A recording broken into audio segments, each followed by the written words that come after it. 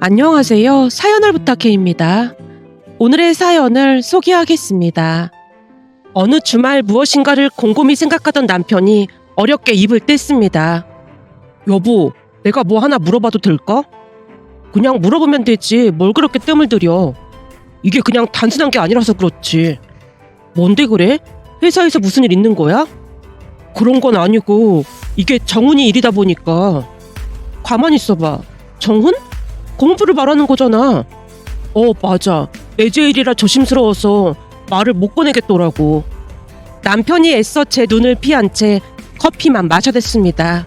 그 모습에 심상치 않은 일이 일어났다는 확신이 들었어요. 혹시 고모랑 무슨 문제 있는 거야? 뻔할 뻔짜 아니겠어. 사실 세상 다 뒤져봐도 정훈이, 아니 매제 같은 사람이 어디 있겠어. 그렇긴 하지. 고모부 같은 사람이 없긴 하지. 그래서 어머님도 엄청 예뻐하시고 말이야. 그럼 고모가 무슨 잘못이라도 했다는 거야? 어제 정훈이랑 맥주 한잔 마시면서 얘기를 들어봤는데 원래부터 가영이가 말도 좀 쌀쌀맞게 하고 그렇잖아. 아무래도 좀 그렇긴 하지. 근데 고모 직업이 의사라 그럴 수 있지 않을까 싶기도 하더라고. 의사라고 다 쌀쌀맞은 건 아니잖아. 아무튼 지금부터 하는 얘기 잘 듣고 당신이 판단 좀 해줘야겠어. 내가 들어보니 이건 100% 가영이 잘못이 맞는 것 같거든. 알았어. 내가 잘 들어볼 테니까 무슨 일인지 자세히 말해봐. 라며 제가 귀를 쫑긋한 채 귀를 기울였는데요. 잠시 고모와 고모부 이야기를 하자면 고모부는 남편의 절친으로 대학 시절부터 고모부가 집에 자주 드나들었다고 했습니다. 아무래도 고모부 본가가 지방이라 자취를 하다 보니 시댁에서 자주 밥도 먹고 어울렸다네요.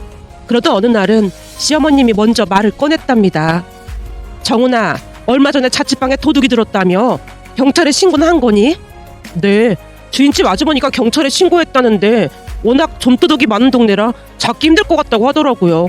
근데 워낙 집에 아무것도 없어서 저금통 작은 거 하나 있던 거랑 냉장고에 생수 한 통만 가져갔더라고요.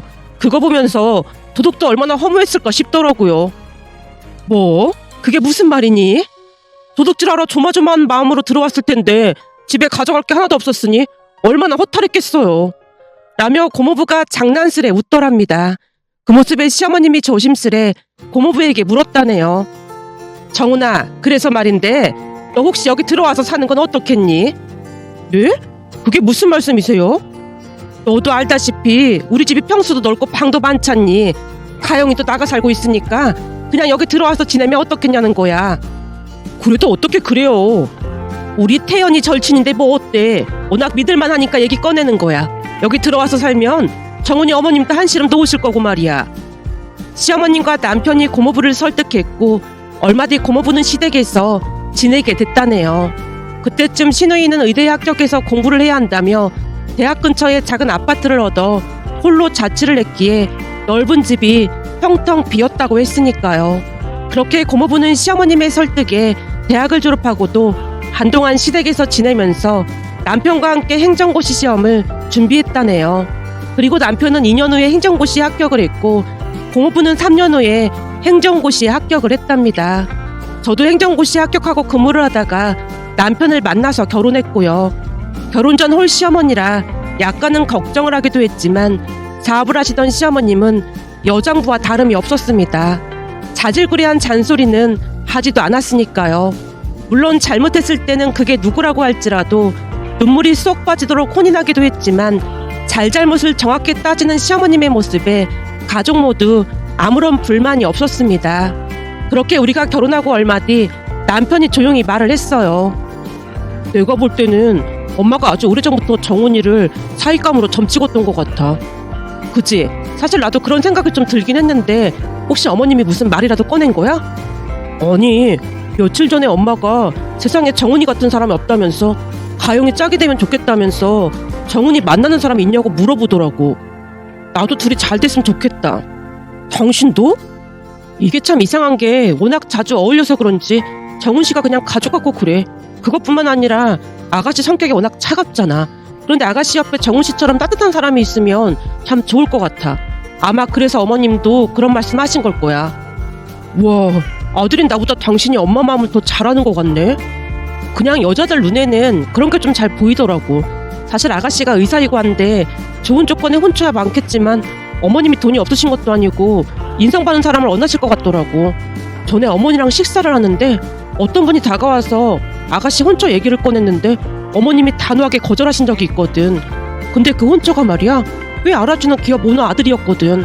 그래서 내가 왜 거절하셨냐고 물어봤더니 그 아들 인성이 개차반이라 절대 안 된다고 학을 떼시더라고. 하긴 엄마는 돈보다 사람 인성을 먼저 보시는 분이니까. 그래서 당신도 단번에 허락했잖아. 라며 남편이 배시시 웃었습니다. 그 뒤 시어머님은 시누이와 고모부를 자주 불러서 식사를 했고 둘은 자연스레 가까워져 갔습니다. 그렇게 둘은 결혼까지 하게 됐는데요. 역시나 고모부는 참 좋은 사람으로 시누이에게 참 잘했습니다. 그러다가 시누이가 출산을 하게 됐고 시어머님이 안 사돈 어르신께 부탁을 했어요. 사부인, 제가 이런 부탁을 드려도 될지 모르겠지만 사부인이 얘네들 집에 머물면서 육아를 좀 도와주시면 어떨까요? 예? 그럼 며느리가 조금 불편하지 않을까 싶은데요. 우리 딸은 어차피 종일 밖에 나가 있어서 불편할 것도 없을 겁니다. 오히려 사부인께서 도와주신다고 하면 안심할 것 같아서요. 라며 시어머님이 처음에는 가사 도우미분과 베이비시터분까지 고용했기에 사돈 어르신은 큰 어려움 없이 잘 지내셨습니다. 그쯤에서 시누이는 피부과를 개원했던지라 많이 바빴고요. 그냥 누가 보더라도 시어머님이 홀로 계신 사돈 어르신을 배려하셨다는 것을 알 수가 있었는데요. 그걸 고모부도 잘 알고 있었던지라 시어머니께 항상 고마워했습니다. 사돈 어르신이 손자를 끔찍히도 아끼며 잘 보살핀 건 말할 것도 없었고요. 조카 민우가 커가면서 베이비시터와 가사도우미 이모님을 그만 보내라는 말을 하기도 했지만 시어머님은 가사도우미 이모님만은 계속 보내드렸습니다. 제가 출산을 했을 때도 시어머님이 많은 도움을 주셨으니까요. 하지만 조카 민우 음식만큼은 직접 만들 정도로 신경을 많이 쓰신다는 말을 듣긴 했어요. 그렇게 큰 문제 없이 지내는 줄 알았는데 고모부가 남편을 불러서 하소연을 했다며 남편이 양미간을 잔뜩 찌푸린 채 말을 시작했습니다. 남편의 말에 의하면 전날 저녁 고모부에게 연락이 와서 한 헛부집에서 만났다고 합니다. 그런데 고모부 표정이 좋지가 않아서 걱정스레 물었다네요. 매제, 아니지, 정훈아, 너 얼굴이 왜 그래? 혹시 무슨 일 있는 거야? 저기, 내가 너한테 이런 말을 해도 될지 모르겠는데 사실 요즘 우리 어머니랑 가영이 때문에 걱정이 이만저만이 아니야. 사돈 어르신이랑 가영이 때문이라니? 혹시 가영이가 무슨 문제라도 일으킨 거야? 요즘 병원이 잘 안 되는지 집사람 짜증이 부쩍 늘었더라고. 그 얘기는 엄마한테 들었던 것 같아. 그 근처에 피부과가 또 하나 생겨서 조금 힘들어한다고 말이야. 그래, 그러다 보니 얼마나 힘들었던지 집사람 입술이 다 부르트고 그래서 걱정이 많았거든. 우리 어머니도 집사람 눈치 많이 받고 말이야. 라며 고모부가 자세한 이야기를 해줬다는데요. 사실 병원 근처에 더 큰 피부과가 생기면서 시누이가 많이 힘들어했다는데 그러다 보니 대수롭지 않은 일에도 신경을 곤두세우며 히스테리를 부렸다네요. 그 바람에 사돈어르신과 고모부가 시누이 눈치를 보느라 여념이 없었고요. 하지만 시누이는 많이 차가운 사람이라 그런 가족들의 마음을 헤아리지 못한 채 하루하루 히스테리가 심해져만 갔다네요. 그도 그럴 수밖에 없었던 것이 그동안 시누이는 단 한 번도 실패라는 것을 경험해 본 적이 없었거든요. 그러니까 학교 다닐 때도 부유한 환경 속에서 시어머님의 적극적인 지원 속에 공부를 했고 전교 1등을 놓쳐본 적이 없을 정도였답니다. 거기다 대학에 가서도 역시나 최고였고요. 그렇게 의사가 됐고 얼마 되지 않아 시어머님이 목 좋은 곳에 병원까지 개원해줬으니 어려움을 겪어본 적이 없었던 것 같았습니다. 다른 사람들이 본다면 최고의 환경 속에서 자랐는데 문제될 게 뭐가 있겠냐 할 수도 있겠지만 인생이라는 것이 계획한 대로만 흘러가지 않는다는 것을 다들 알고 계실 겁니다. 가끔은 실패도 경험해보고 그 경험을 토대로 같은 실패를 반복하지 말아야겠다는 다짐을 하며 조금씩 나아져가는 게 큰 경험이 되기도 하니까요. 저 또한 행정고시를 4번 만에 합격을 했는데 제 친한 친구는 대학 때 합격을 한 친구도 있었습니다. 행정고시에 떨어지고 스스로를 자책하고 있을 때 엄마가 제게 말했어요. 엄마가 이 나이까지 살아보니 목적지에 곧장 빨리 간다고 해서 다 좋은 것만은 아니야. 그래도 난 실패한 거잖아. 이게 왜 실패야? 넌 또 다른 경험을 한 것뿐이야. 넌 네 친구가 못 해본 또 다른 경험을 해본 거잖니? 그러니 나중에 네가 행정고시 합격하면 네 후배들한테 네 경험을 들려주고 큰 위로를 해줄 수도 있겠지. 그리고 그 실패라는 것도 해봐야 사람이 더욱 성장하기 마련인 거야. 그래야 더 강해지고 단단해져서 앞으로 무슨 일이 닥쳐와도 다 헤쳐나갈 수 있는 법이거든. 라며 엄마가 제게 큰 용기를 주기도 했으니까요. 엄마 말은 맞는 말로 그 뒤 저는 어떤 어려움이 닥쳐도 꿋꿋이 이겨냈습니다. 그러다 보니 가끔은 제가 잘못을 해서 시어머님이 불같이 화를 내기도 했지만 진심으로 죄송하다고 사과드릴 수 있는 용기도 생겼어요. 시어머님은 그런 저를 참 예뻐했지만 한편으로는 진우이 걱정을 많이 했습니다. 어느 날 시어머님이 걱정스레 말을 꺼냈거든요. 우리 가영이가 너처럼 단단하고 바른 사람이면 얼마나 좋겠니?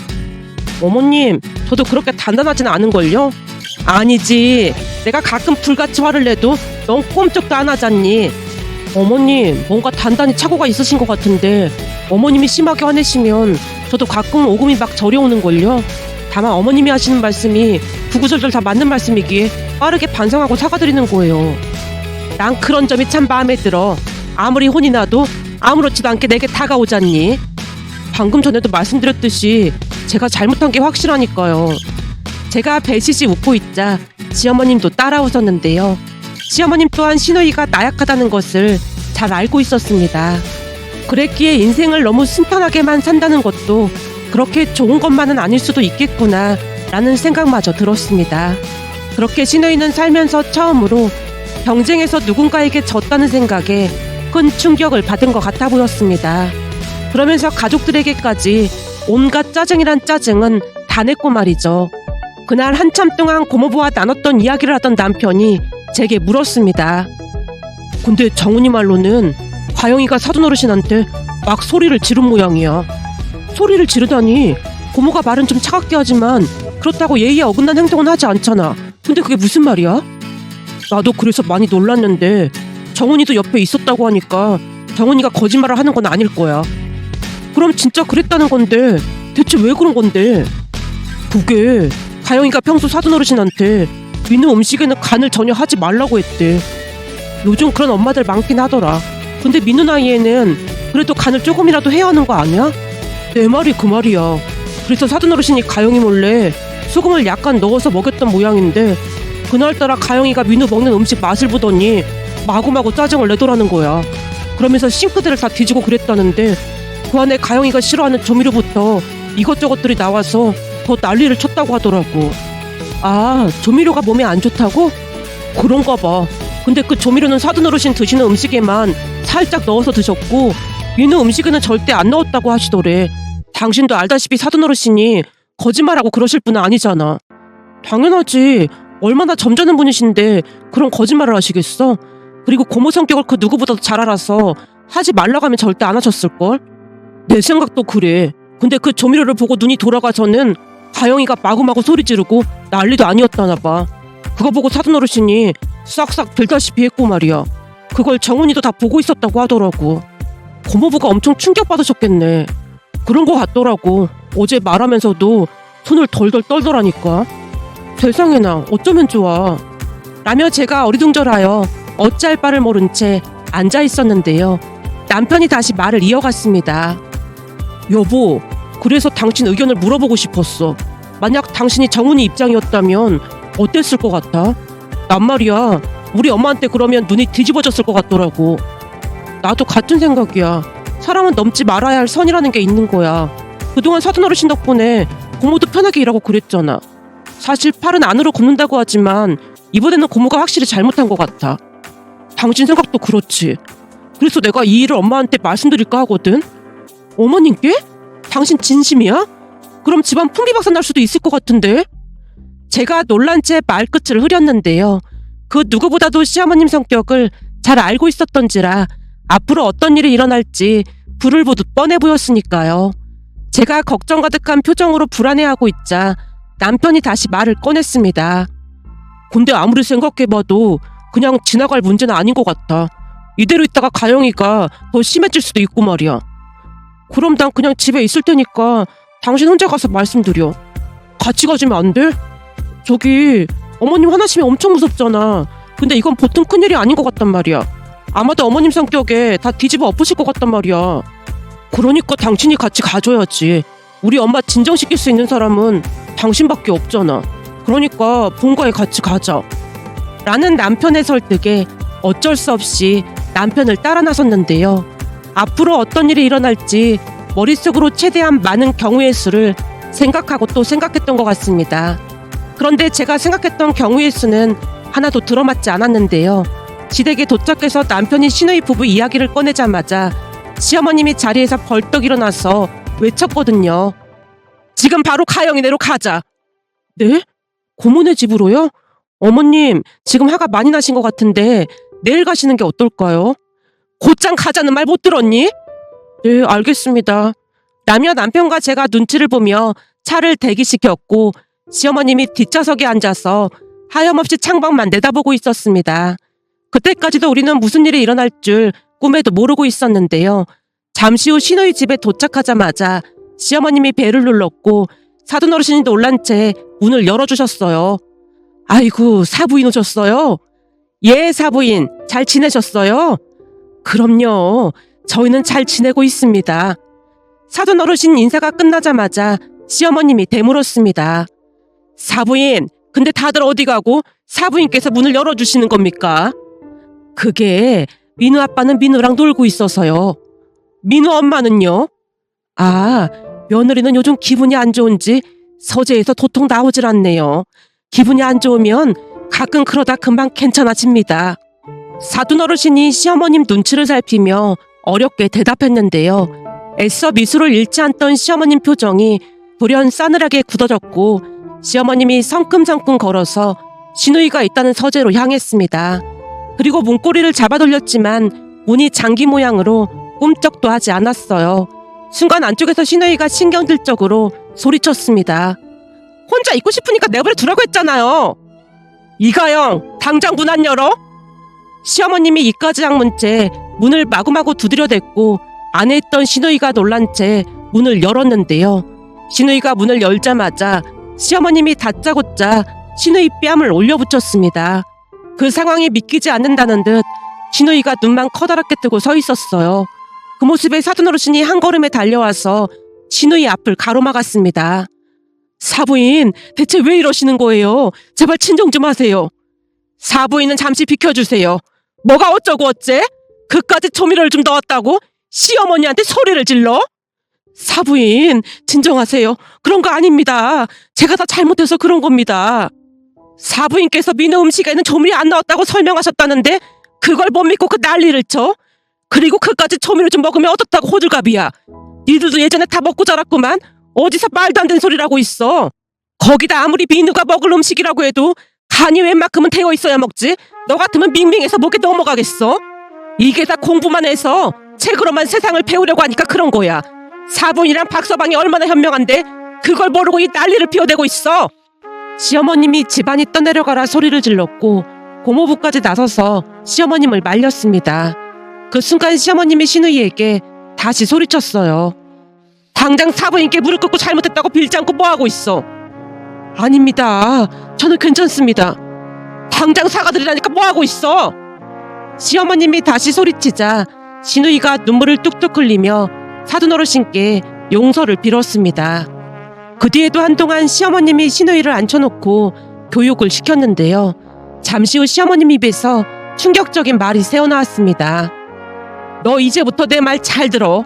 그동안은 내가 병원 개원해줘서 편안하게 잘 살았을지 모르겠지만 앞으로는 너도 똑같이 임차로 낼 생각해. 내가 더도 말고 덜도 말고 다른 사람들이랑 똑같이 병원 임대료 받을 참이니까. 임대료라니, 가뜩이나 병원 힘들어져서 스트레스가 이만저만이 아닌데 내가 임차료를 어떻게 내. 그건 내가 상관할 바가 아니고 네 오빠랑 세연이도 이번에 아파트 큰 평수로 이사하면서 대출받았지만 나한테 손 하나 안 벌리고 둘이서 알아서 잘 해결하고 있는데 네가 못할 게 뭐가 있어. 너도 앞으로 똑같이 임차료 내면서 일할 생각해. 엄마, 내가 잘못했어. 지금은 병원이 좀 힘드니까 조금만 봐줘. 웃기는 소리 하고 있네. 대신 네가 임차료 줄일 수 있는 조건이 있긴 해. 라며 시어머님이 시누이를 뚫어져라 바라봤고 순간 시누이 얼굴에 화색이 돌고 있었는데요. 시어머님이 다시 기가 막힌 말을 꺼냈습니다. 딱 딱 한 가지 방법이 있긴 한데 말이야. 만약 네가 내 말을 따르지 않는다면 난 병원이고 나발이고 다 빼버릴 테니까 그렇게 알고 있어. 알았어. 무조건 엄마 말에 따를게. 신우이가 다급한 표정으로 고개를 끄덕였는데요. 그동안 살면서 시어머님이 뺨을 올려붙인 게 처음이었기에 아마도 큰 충격을 받은 듯해 보였습니다. 신우이가 순수히 대답을 하자 시어머님이 다시 말을 이어갔습니다. 내가 왜 사부인께 민우를 부탁했는 줄 알아? 정훈이, 그러니까 우리 사이를 보니까 반듯하게 잘 자랐더라 그 말이야. 자식은 부모의 거울이라는 말도 있는데 사부인이 참 바른 분임을 단박에 알아차렸어. 그에 비해 나는 니들 키울 때 니들 이모한테 맡겨두고 돈 벌기 바빠서 니들을 제대로 못 키운 것 같다는 죄책감이 많이 들었다. 그러다 보니 우리 민우를 사부인이 돌봐주신다면 그 누구보다도 바르게 잘 키워주실 거라고 확신했고 말이야. 우리 며느리야 워낙 바르고 착해서 손주들 잘 키우고 있으니까 걱정할 것도 없고 말이야. 근데 가영이 네가 항상 마음에 걸렸어. 물론 공부를 잘한 건 칭찬받아 마땅할 일이지만 세상을 살다 보면 공부가 전부가 아닐 때가 많기 마련인데 그걸 모르더라 그 말이야. 그래서 사부인께 많은 걸 배우기를 바랐더니 이 사다를 만들어놔? 제가 잘못했어요. 신우이가 눈물을 떨구며 다시 사과를 드렸는데요. 시어머님이 그런 신우이에게 다시 말했습니다. 아무튼 그래서 부족한 이 엄마는 이제라도 너를 똑바로 교육을 시켜야 할 것 같구나. 그러니까 이제부터 임차료 되는 건 내는 건데 한동안 네 행동에 내 사부인한테 점수를 매겨달라고 할 거야. 예? 점수요? 무슨 점수요? 말 그대로입니다. 사부인은 문항을 잘 읽어보시고 1점부터 5점까지 점수를 매겨주시면 됩니다. 사부인, 저는 진짜 괜찮습니다. 며느리가 얼마나 힘들면 그랬겠어요. 그러니까 사부인께서 너그러이 용서해주세요. 아닙니다. 제가 자식을 잘못 키웠으니 책임지고 바로잡아야 하지 않겠습니까? 사부인께 불편드려서 정말 죄송합니다만 앞으로 협조 좀 잘 부탁드리겠습니다. 라며 시어머님이 자리에서 일어나서 허리 숙여 인사까지 하는 모습에 사돈 어르신이 엉겁결에 고개를 끄덕였습니다. 그 뒤 시어머님은 문항을 만들어서 매달 사돈 어르신께 드렸고 사돈 어르신이 신중하게 점수를 매겼는데요. 시어머님이 매의 눈으로 주시하고 있었기에 거짓으로 할 수도 없었습니다. 그런데 그게 통하긴 했던 모양으로 신우이가 조금씩 변해가기 시작했어요. 그동안은 새로 생긴 피부과 탐만하느라 시간을 보냈던 반면 새로운 마케팅을 하기도 했고 환자 한 분 한 분 최선을 다해 진료하는 모습에 전혀 다른 사람처럼 보였는데요. 가족들에게도 최선을 다하는 모습이었습니다. 지금도 매달 시어머님에게 임차료를 내고 있지만 더 이상 불평불만을 하지도 않고 있답니다. 며칠 전 고모부가 시어머님을 찾아가서 허리 숙여 감사 인사를 했다는 말에 그동안 지나간 일들이 떠올라 이렇게 글 남겨봅니다.